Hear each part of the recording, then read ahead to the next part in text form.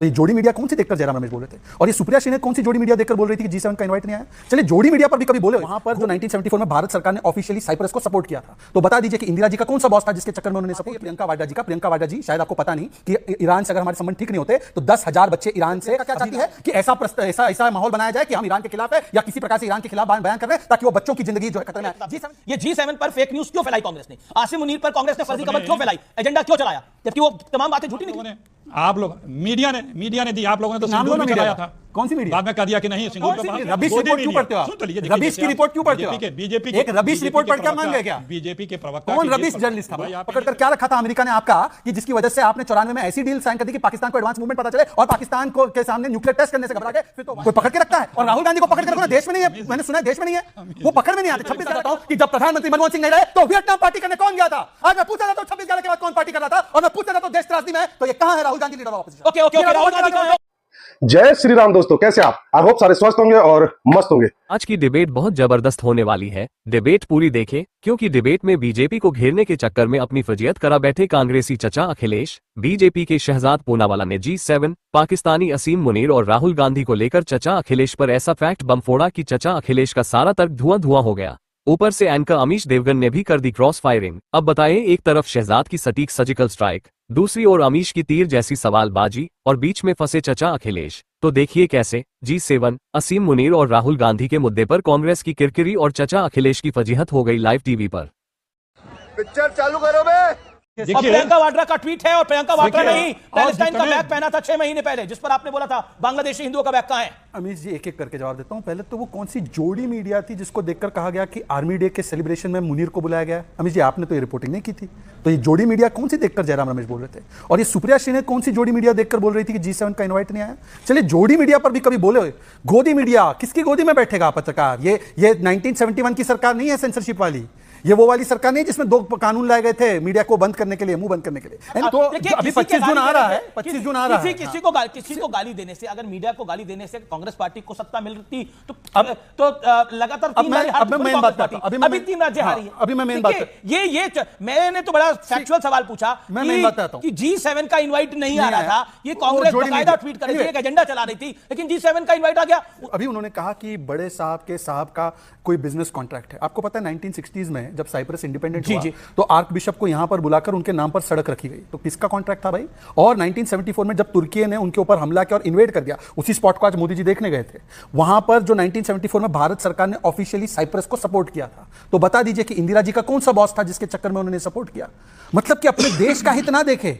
और जहां तक बात है ये प्रियंका वाड्रा जी शायद आपको पता नहीं कि ईरान से अगर हमारे संबंध ठीक नहीं होते तो 10,000 बच्चे ईरान से अभी ला रहे हैं। ऑपरेशन गंगा हो, ऑपरेशन कावेरी हो, ऑपरेशन देवी शक्ति हो, हर जगह से मोदी जी ने जहां हमारे बच्चे फंसे हुए थे उनको सुरक्षित लाने का काम किया। 10,000 बच्चे आ रहे हैं, पर ये प्रियंका क्या चाहती है कि ऐसा माहौल बनाया जाए कि हम ईरान के खिलाफ है या किसी प्रकार से ईरान के खिलाफ बयान कर रहे हैं ताकि वो बच्चों की जिंदगी जो है खतरे में आए। G7 की गलत न्यूज फैलाई, उसके लिए माफी मांगेंगे। ओके, जवाब अखिलेश प्रताप सिंह, ये G7 पर फेक न्यूज क्यों फैलाई कांग्रेस ने? आसिम मुनीर पर कांग्रेस ने फर्जी खबर क्यों फैलाई? एजेंडा क्यों चलाया जबकि वो तमाम बातें झूठी निकली?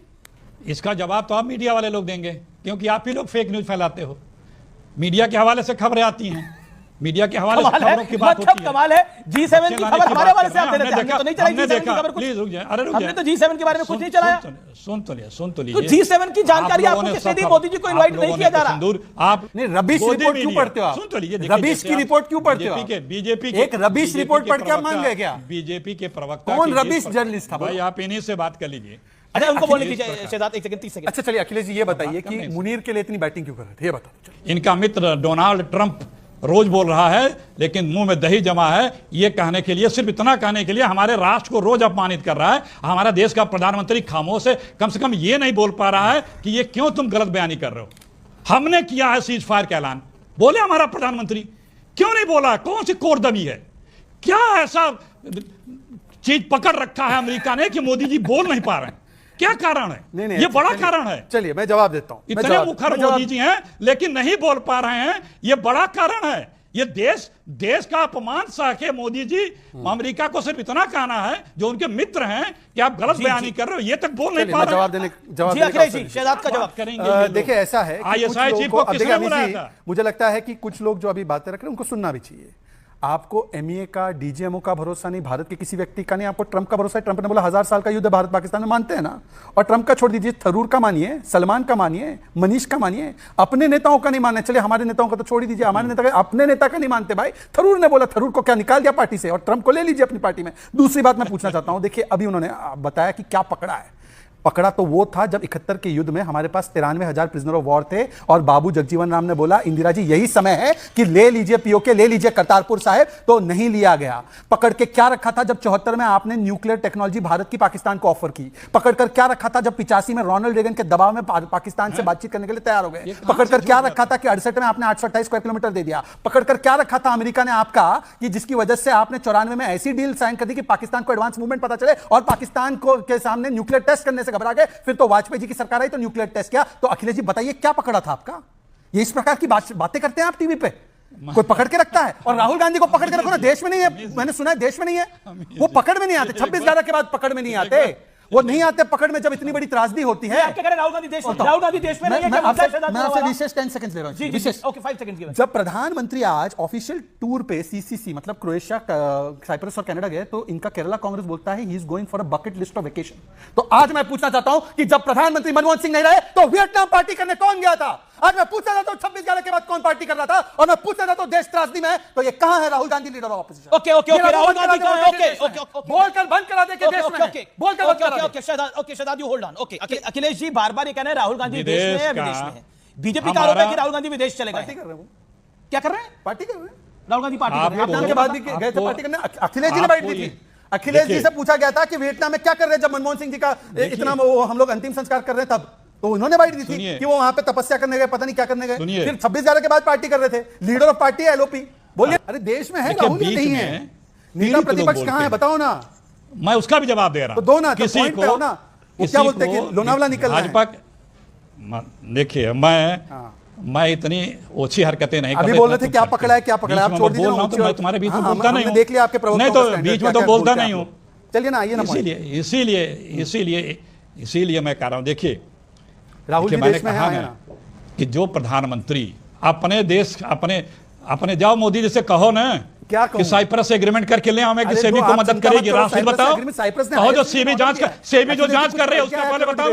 9 लाख की आबादी के देश, 9 लाख की आबादी के देश में जा करके अपने 9 लाख की आबादी राहुल गांधी या कोई मिनिस्टर हमने ये करवा दिया, हमने वो करवा दिया। एक सेकंड 9 लाख की आबादी का देश बन गया। अरे ठीक है अमीश देवगन, अच्छा आप 5 बार पूछ चुके हैं राहुल की तरह, बता दीजिए केरला कांग्रेस ने प्रधानमंत्री पर गंभीर आरोप लगाए। मैं जवाब दे रहा हूं। जवाब इस आदमी को ये बता दो अमीश देवगन कि जब कोई सांसद या कोई एलओपी या मिनिस्टर रैंक का आदमी विदेश जाता है तो उसके बहुत पहले से उसकी सूचना भारत सरकार के विदेश मंत्रालय के कई विभागों को रिटर्न में देना पड़ता है।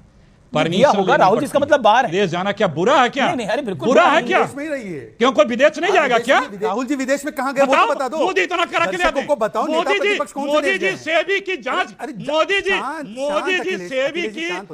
अमीश देवगन कौन से देश गए? अभी आपने बता ही दिया कि विदेश में कौन से देश? बैंकॉक गए। तुम तो मत शामिल हो। बैंकॉक गए, थाईलैंड गए, आपको बता दें। शहजाद मैं आपको ऑडियो डाउन कर रहा हूं। I am putting your audio on hold. Okay Akhilesh ji make your point. कौन सा देश? एक सेकंड शहजाद प्लीज, मेरा ऑडियो, शहजाद आपका ऑडियो मेरे ओके, मेरे साथ बाकी 2 मेहमान भी वेट कर रहे हैं, वो बोलिए।